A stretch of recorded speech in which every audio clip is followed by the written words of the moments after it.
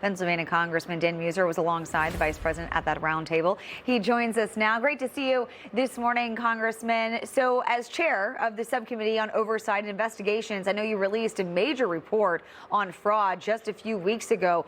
What are some of the solutions you brought to this week's meeting with the vice president? Where do we go from here? Charlie, good morning, Kyle. Yes, the president, Vice President J.D. Vance didn't have to encourage me or any of us because we've actually been working on this, but I hand it to him for bringing us all together, and we really had an extremely productive meeting. Look, the fraud is extensive. You mentioned $200 billion. It literally could be as much as 10 to 15% of our overall spend. That gets into the neighborhood of almost $1 trillion. And this is just the tip of the iceberg. And it's so important that we are zeroing in on this. And yes, I've been working on codifying some of the president's executive orders and some of the work of JD's task force for a while now. We're going to increase penalties. You know, right now, Charlie, you could basically steal over $1 million from the American taxpayer and get 6 months in jail. That's almost a good deal for some of these thieves. Wow. Right. We're working on transcontinental criminal organizations because some of this is coming from overseas. We're following the money. Actually, we're trying to get ahead of the money through FinCEN and again, codifying, legislating penalties, more authority for the attorney generals, more requirement for state attorney generals, and making sure we have the resources at the FBI, FinCEN, and all of the telecom, engaging all the telecom companies, the social media companies, because the consumer scamming is very prevalent and very serious as well. So we're not going to stop. This has really become my top priority with JD and the others there. We had the Senate, we had the House. We're gonna make a difference. You know, the shame of it is, sadly and unfortunately, the Democrats are actually fighting us on this. So you know why? Because in Philadelphia, let me finish with this. In Philadelphia, Medicare, Medicaid fraud went from payment went from $108 million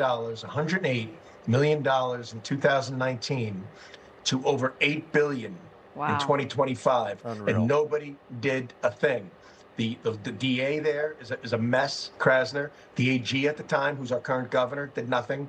The governor at the time and now our current governor did nothing. They're either turning their way, they're either incompetent, or they feel this is positive for their base and for their their election goals. Yeah. So, Congressman, it's going to change.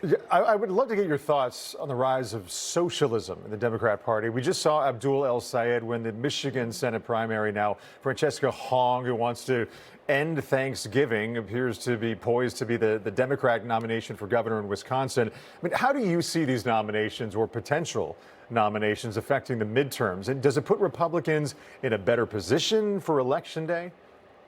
You know, I think so, and I hope so, but it's up to us. You know, the saying, hope's not a strategy. We got to get the message out that they are socialist communists.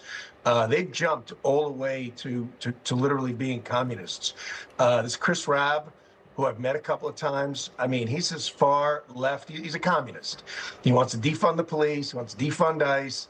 He wants to change the Constitution. They want to stack the court. They want to eliminate the Senate. They want to command planning, central planning for our economy. I mean, that's Soviet Union. That's Soviet-style governing.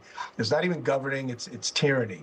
So they want free everything. That's what they're selling. They're selling easy. They're selling free. And somehow or another, that's being attractive to a large portion of their base, the base that's turning out to vote.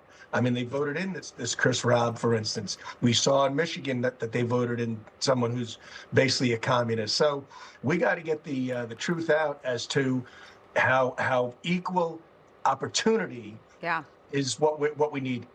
You're not going to get equal outcomes. Equal outcomes is socialism.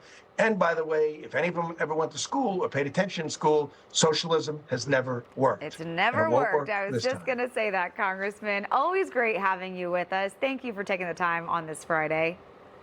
Thanks, Charlie. You take care. Great seeing you. Information. Truth is freedom. is Newsmax.